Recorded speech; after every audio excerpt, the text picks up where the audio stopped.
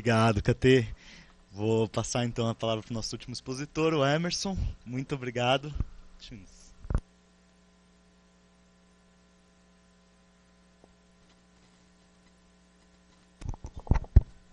Bem, sim.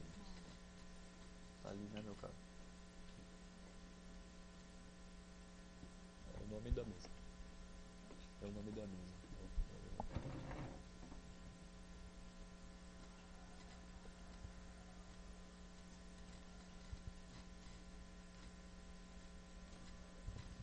Boa. Então, muito boa noite a todos. Para mim é um privilégio aqui estar compondo essa mesa junto com pessoas que eu admiro, conheço há bastante tempo. Quero saudar a todos aqui da mesa, em nome do professor Salomão Shecaira, e também saudar a todos que estão sentados aqui em nome do nosso amigo Luigi, que foi quem construiu o relatório do Reflexões da Liberdade no ano passado, né, Luigi? Depois eu vou enviar para todos os e-mails cadastrados também o relatório, que é um relatório como o Patrick falou que vale ouro, né? Então a gente vai entregar esse ouro aí para vocês também de uma maneira gratuita, porque tem muita informação positiva, fruto da sequência do nosso trabalho, né? Como esta mesa tem neste título também de educação no cárcere e sua continuidade fora dele, para mim eu vou trazer algumas poucas fotos e 2 vídeos ali contextualizando essa mínima trajetória para chegar até aqui e compartilhar algumas ideias com vocês e alguns dos poucos resultados.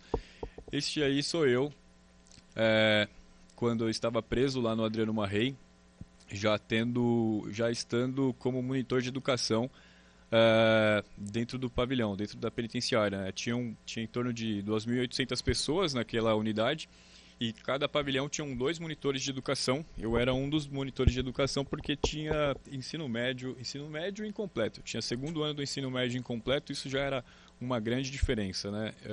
Catarine já trouxe aqui sobre os dados, sobre o quanto é precário o nível de formação das pessoas em cumprimento de pena. Eu vi isso quando eu cheguei dentro da prisão tendo segundo ano incompleto. Eu vi que as pessoas não sabiam escrever, muitas delas não sabiam ler. Escrevi dezenas de cartas para pessoas se comunicar na época, né? Até eu comprar meu telefone, porque depois quando o cara queria falar, ele liga do meu telefone, né?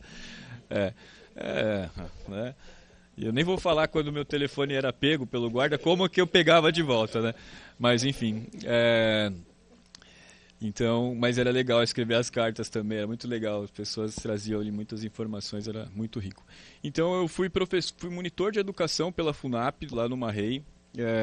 Lembro quando o professor Alvino, né, em memória saudoso, professor Alvino, chegou lá no Marrei. Não lembro se o Bruno, você estava naquele grupo já no Marrei, o primeiro grupo que teve ou não? Estava no segundo no Parada, certo? Era o Jovassi que estava também lá no Marrei, Jovassi, né? Então, e aí chegou lá o professor Alvino carregando a pastinha dele e tal, e aí ele falou dessa proposta, os alunos de fora da faculdade, adentrando a unidade da prisão para conversar, e aí foi com os monitores de educação. Eu era um monitor de educação e na época, né, tinha tinha acabado de rever a minha vida, né? Então nessa época que eu estava como monitor de educação, eu já tinha largado a criminalidade. Eu fui preso por tráfico, fiquei 5 anos na prisão, trabalhei dos 8 anos até os 16 eu trabalhei bastante, vi que não era muito lucrativo trabalhar com aquela mentalidade que eu tinha e fui pegar um atalho que me levou para a prisão. Esse atalho depois eu reverti, né? Vou mostrar para vocês. O professor Alvino chegou, falou sobre essa proposta de conversar, de dialogar, e aquilo foi muito rico, foi muito positivo, porque realmente lidar com os alunos que adentraram na unidade prisional, principalmente as pessoas que saíram aqui da São Francisco e foram lá, era diferente as pessoas, né? A gente sabe, cheias de privilégios, com uma postura diferente, pessoas mais instruídas, e era muito legal essa ideia do diálogo, porque era literalmente um tipo de educação diferenciada ali pelo exemplo, pela fala. Não era uma situação, você tem que fazer isso. Não, era um colocar para pensar, um colocar para refletir. E eu comecei literalmente a refletir e pensar na minha trajetória, como que eu fui parar naquele lugar e como que eu poderia reverter positivamente para ir para um outro lugar, né? Como eu mencionei para vocês, eu vi muitas dificuldades dentro do sistema prisional, comecei a perceber que eu também tive algumas facilidades aí, no âmbito familiar também. Nada comparado com muitas pessoas aí de privilégios AA, por exemplo, né? Mas tinha uma casa, tinha trabalhado, tinha algumas experiências ali que me diferenciava daquele público que estava preso. Dentro da unidade prisional, eu decidi reverter minha vida no âmbito da educação a ponto de sair da prisão e chegar lá, né, em Harvard. Eu fui em 2022. Pode passar aí, por favor. Fui em 2022. Mas dentre aquela foto inicial, né, tendo este título dessa mesa, Educação no Cárcere e a sua continuidade fora dela, foi dentro da prisão que eu refleti e eu pensei e eu identifiquei, né, que eu não tinha sido o primeiro da minha família, não era o primeiro da minha família a passar pelo cárcere. Tipo, várias pessoas da parte da família do meu pai, da minha mãe, já tinham passado pelo cárcere. Mas eu poderia ser o primeiro a sair daquele lugar e entrar na faculdade. Então, dentro da prisão, eu entendi que eu estava ali porque eu não tive uma boa educação, eu não entendi legal o sentido da educação, o sentido filosófico da palavra educação, né, latim, educar, né, que é guiar para fora. Então, a educação, seja dentro da escola ou no próprio lar, ela estava muito ligada à imposição, limitação, opressão, agressão e estas variações aí. Então, era um distanciamento, não tinha muito sentido. A questão era dinheiro, era como ter dinheiro para comprar, para fazer, né, e nunca foi sonho ir para Harvard, nunca, porque eu não conhecia ninguém de Harvard, nunca conheci ninguém, nunca foi sonho. Isso aí aconteceu na minha vida e foi ótimo. Mas e também nunca foi sonho para a prisão, mas a vida acabou me levando para esse lugar. Mas dentro da prisão, um grande sonho era literalmente sair daquele lugar e adentrar a faculdade. E aí, quando eu falo isso, eu lembro de quando, junto com o professor Alvino, no primeiro grupo com os monitores de educação, tivemos lá um grupo reduzido, foi lindo, foi excelente. Aí, um segundo momento, com 20 alunos, 20 pessoas presas. Num terceiro momento, eu falei, caramba, que negócio legal, cara. Que, literalmente, era o estado de liberdade, sabe? Dissolvia-se as paredes, as muralhas, e era possível ter um estado de liberdade que é indescritível, assim, literalmente. Então, aquilo era muito rico. Eu lembro o professor sentado, eu falei, professor, tem alguém lá na faculdade, no grupo de Educ, que saiu da prisão e compõe o GEDUC? Ele falou que não. Eu falei, professor, eu vou ser o primeiro. Pode escrever o meu nome. Pode escrever que eu vou ser o primeiro. Isso era final de 2010, 2011, na verdade, primeiro semestre de 2011. E aí eu saí em 2012, né, 3 meses depois eu já estava matriculado no curso de psicologia. Eu sou psicólogo, represento a psicologia no Conselho Penitenciário, primeiro ex-presidiário a compor o Conselho Penitenciário do Estado de São Paulo. A gente está tentando abrir isso para todos os conselhos do Brasil, criando uma cadeira, né, especificamente para qualquer egresso formado em qualquer faculdade do saber. Imagina os egressos do Nova Rota ocupando uma cadeira no Conselho Penitenciário. E é ótimo. 12 estados, porque eu participei lá durante o tempo, né, participo, e eles não tinham o egresso ou o preso como foco das suas atenções. Dava para entender qual que era o motivador daqueles encontros semanais, né, com várias horas, era a parte da manhã todinha. E a gente conseguiu trazer essa e várias outras questões dentro daquele lugar. Falei para o professor Alvino que eu seria o primeiro, isso aconteceu, foi muito rico. 3 meses depois eu estava na faculdade. Depois, 6 meses eu já estava aqui na São Francisco e voltei numa REI como membro do GEDUC, e isso foi muito simbólico. E aí eu comecei a perceber, e foi aqui nessa faculdade também que eu tive a minha primeira oportunidade, foi no primeiro ato pela humanização do cárcere, no Salão Nobre, Drauzio Varela, um monte de gente, o Lewandowski ainda era professor de ética, e me deram ali 5 minutos e eu estava só contando essa história, né? Pô, fui pra prisão, tá, agora eu tô na faculdade. Muito legal, todo mundo, muito legal. Era tipo único praticamente aqui, não tinha muita gente, era o único. Então, ver hoje quantas pessoas que falaram aqui que têm vivência, passaram, vivem, trabalham, isso é muito interessante. Porque naquela época, em 2012, eu era tipo, né? E aí é muito legal ver as pessoas ocupando esse lugar.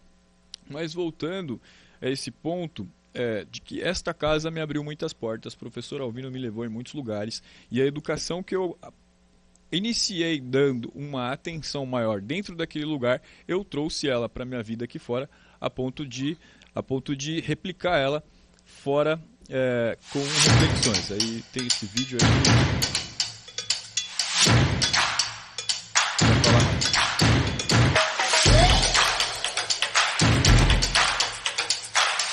Hoje nós vamos executar a primeira formatura de um curso de desenvolvimento de competências socioemocionais aqui no CDP de Itapecerica.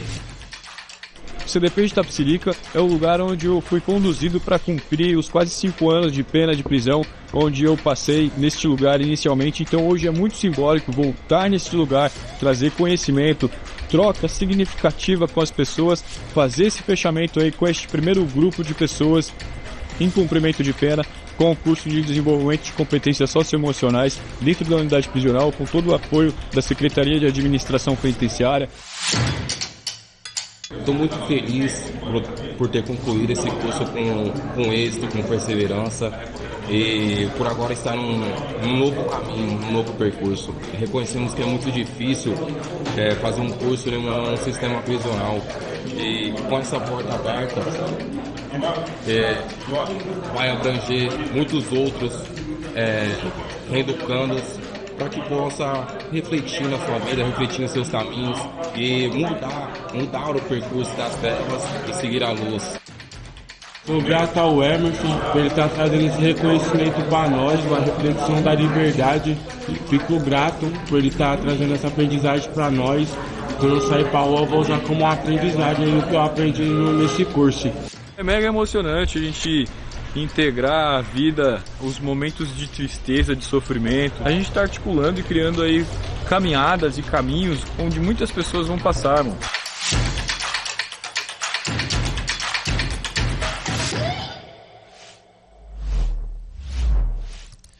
Então, esse vídeo mostra um pouco do que foi esta educação no cárcere e a sua continuidade fora dele. Então, assim, dentro da unidade prisional, uma das grandes reflexões que eu tive, depois que eu acho que tem outro, não sei. Deixa ser melhor, né, depois. Né? Uma das grandes reflexões que eu tive dentro da unidade prisional foi justamente o quanto que eu não tinha uma boa educação, não tive uma boa educação, uma educação que me guiasse para fora. Então, quando eu comecei a perceber isso, eu literalmente busquei os livros que tinha lá dentro. Eu percebi que os livros eram bons caminhos para reflexões, para aprendizados. Isso foi muito rico para mim. Foi rico a ponto de eu desejar exclusivamente a psicologia. Isso foi muito positivo também.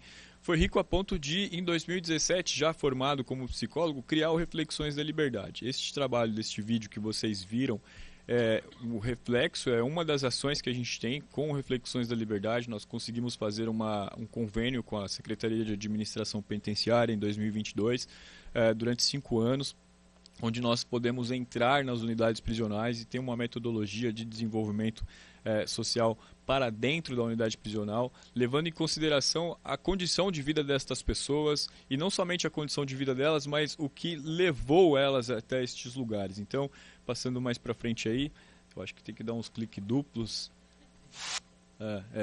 Esse aí é bom. A gente sabe que hoje em dia não, né? Criou-se um relatório muito aprofundado que a educação do século XXI ela deve conduzir, né, para que nós venhamos a aprender a conhecer, aprender a fazer, aprender a conviver e aprender a ser.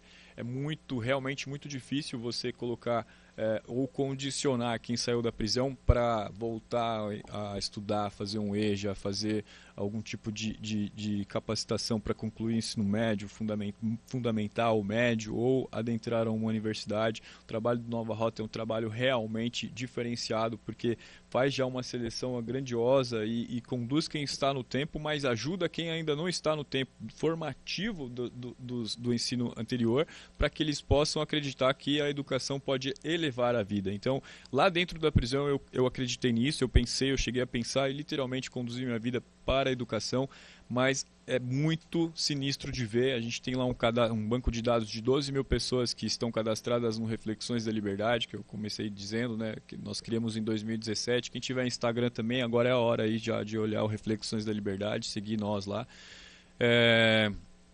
Então, em 2017, nós começamos nosso trabalho nas escolas, porque eu ficou muito claro que as pessoas que estavam na prisão foram pessoas que não lidaram bem, não aproveitaram o tempo na escola.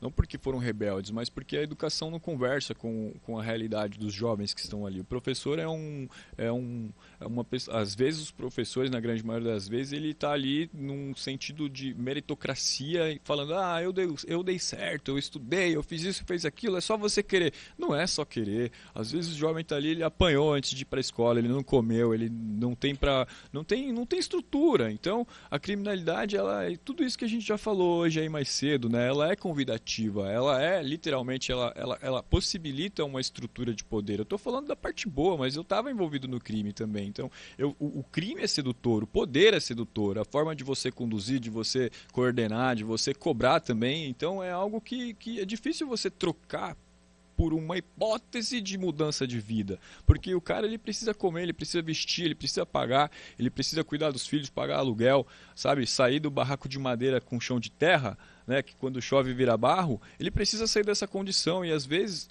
o contexto, e eu estou dizendo aqui, a gente está na Faculdade de Direito do Largo de São Francisco, qualquer 15, 20 quilômetros, em qualquer direção que qualquer um de nós aqui decidir ir agora, você vai ver outra cidade de São Paulo.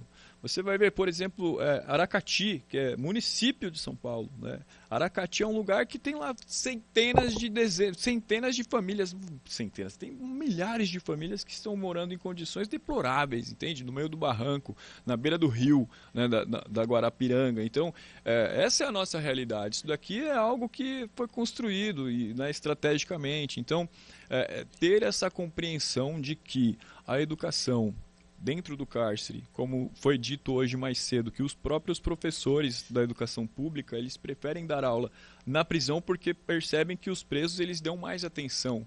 Por quê? Porque eles já sofreram, já sabem que sem educação vai ficar sofrendo ainda mais. Então, nosso trabalho do Reflexões da Liberdade é focado na educação do século XXI. Aprender a conhecer o que? A própria história, as condições de vida, as desigualdades, as dificuldades, os caminhos que são caminhos difíceis para conseguir fazer alguma coisa de mudança positiva na vida e às vezes não dá tempo. Então, nós vamos ali com metodologias ágeis dessas questões de startup, empreendedorismo, essas palavras em inglês aí que a Catarine sabe bem, né? E as pessoas realmente se envolvem e acreditam mesmo e conseguem enxergar no Reflexões da Liberdade seus vários parceiros, como Humanitas, Nova Rota, Pro Bono, vários parceiros, que pode existir uma possibilidade de reverter esse jogo. E eles enxergam na nossa vida também. Então, ter essa vivência dentro do cárcere literalmente me possibilitou a repensar a minha vida. Não que o cárcere fez isso, né? Não que a prisão, não que eu fui preso e por ter sido preso eu mudei minha vida. Não, foi uma reflexão, foi ter tido a sorte de encontrar o professor Alvino, de ter tido a sorte de sair de uma família que trabalhou, que trocou a vida para trabalhar para que pudéssemos ter uma casa, ir para a escola minimamente, né? E isso fez alguma diferença em algum momento da vida. E por reconhecer que eu tive várias possibilidades, eu voltei e volto, e nossa equipe volta dentro das unidades prisionais justamente para apoiar com que estas pessoas elas tenham a condição de dar passos significativos para mudar a sua vida. Eu não sei se tem mais alguma, eu acho que tem mais uma. B, o Mari, por gentileza. Não, esse daí é outro.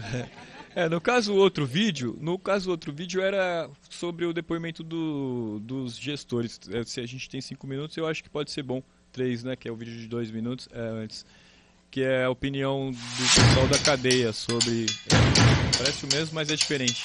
Não, é esse mesmo. É um recorte diferente, calma. Hoje nós vamos executar a primeira formatura de um curso de desenvolvimento de competências socioemocionais aqui no CDP de Itapecerica. O CDP de Itapecerica é o lugar onde eu fui conduzido para cumprir os quase 5 anos de pena de prisão, onde eu passei neste lugar inicialmente. Então hoje é muito simbólico voltar neste lugar, trazer conhecimento, troca significativa com as pessoas, fazer esse fechamento aí com este primeiro grupo de pessoas em cumprimento de pena, com o curso de desenvolvimento de competências socioemocionais dentro da unidade prisional, com todo o apoio da Secretaria de Administração Penitenciária. Hoje eu pude, pelo Reflexões da Liberdade, trazendo conhecimento, oportunidade e uma experiência nova de vida para todos aqueles que estão em cárcere privado aqui na região Itapecerica da Serra.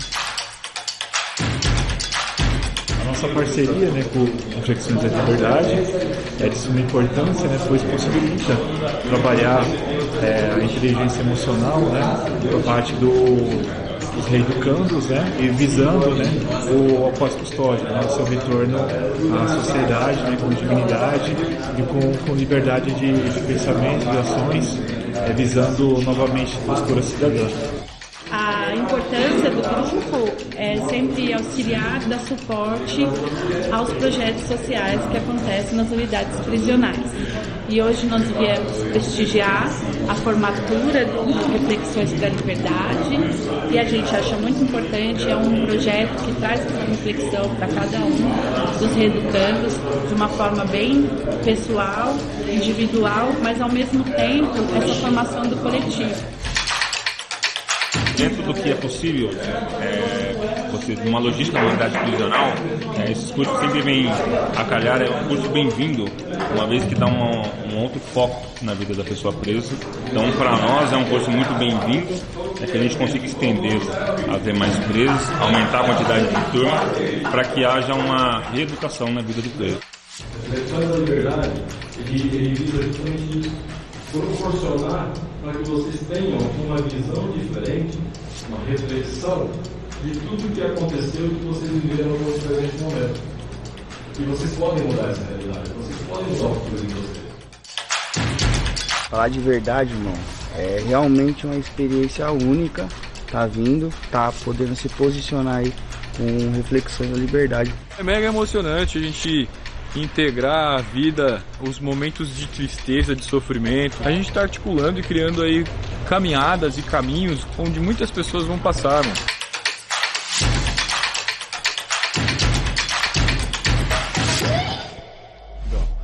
Então, para encerrar, o que a gente percebe dentro das unidades prisionais e fora, tendo nós lá no Reflexões da Liberdade atuando e atendendo diariamente dezenas de pessoas que saíram do cárcere, seus familiares, é que as pessoas têm uma necessidade muito básica que é a alimentação. Lá no Reflexões da Liberdade a gente tem uma parceria muito grande com uma empresa chamada M. Dias Branco.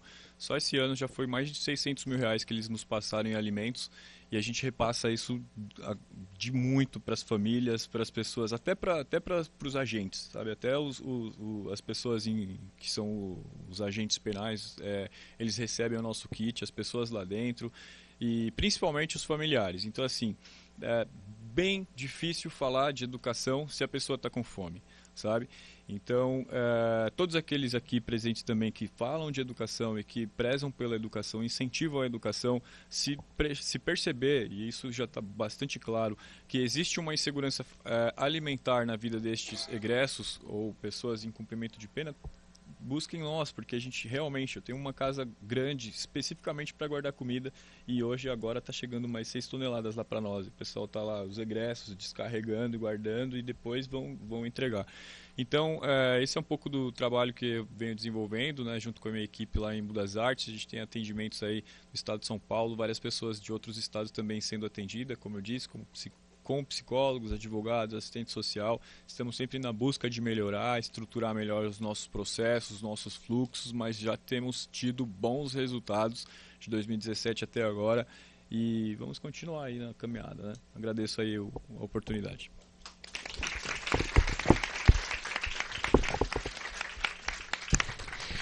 Eu só queria falar uma coisa, Emerson, que é muito para nós motivo de orgulho você estar aqui.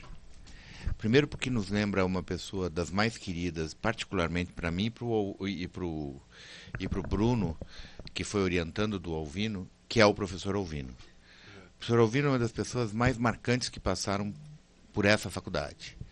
Ele era uma pessoa que, como psicólogo numa faculdade de Direito, era olhado meio com certo desprezo, né? Porque, afinal de contas, não é jurista.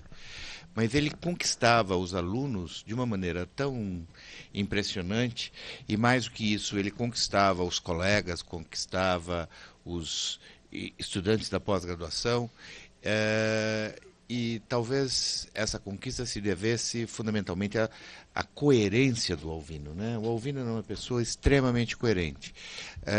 Eu sempre me orgulho muito de ter ajudado o Alvino a fundar o GEDUC, mas eu sempre digo que quem concebeu o GEDUC foi o Alvino, né? E quando eu vejo o seu depoimento acerca do Alvino, né, que é o depoimento convergente com muitos depoimentos que eu já vi aqui ou em outros lugares, né, e quando eu ouço o Bruno falando do Alvino, chega a ser emocionante. Eu me lembro de uma vez que o Bruno você estava presente, numa homenagem ao Alvino na UAB, e o encarregado de falar especificamente sobre a obra do Alvino, não é, foi o Bruno. E eu fiquei muito tocado com aquele dia, o carinho com que você falou do Alvino e a maneira como você manifestou a admiração pelo Alvino, né? O Alvino era uma pessoa, de fato, admirável. E eu acho que talvez uma das situações mais curiosas que a gente viu no professor Alvino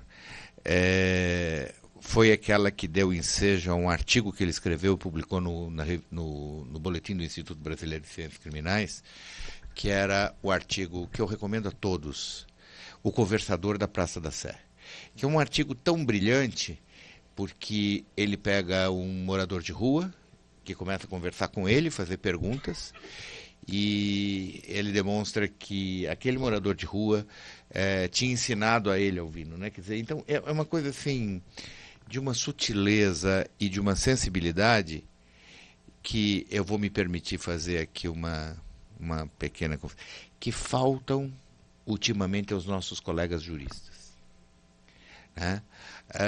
Os juristas, dentre os quais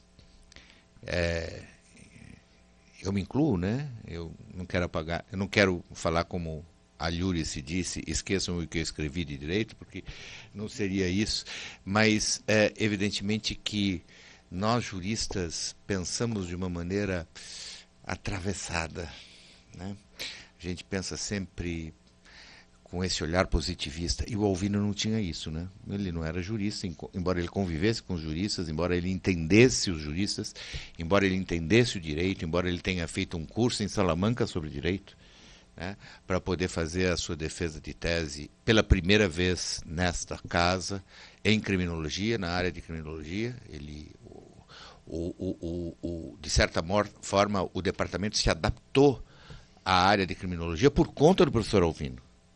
Foi uma opção para dar a ele a possibilidade de ele se tornar livre docente em criminologia, né? E eu quando olho assim para esse passado, eu sempre tenho claro, a gente tem carinho por pessoas que a gente perdeu na vida, né? Mas nenhuma mais do que o Alvino.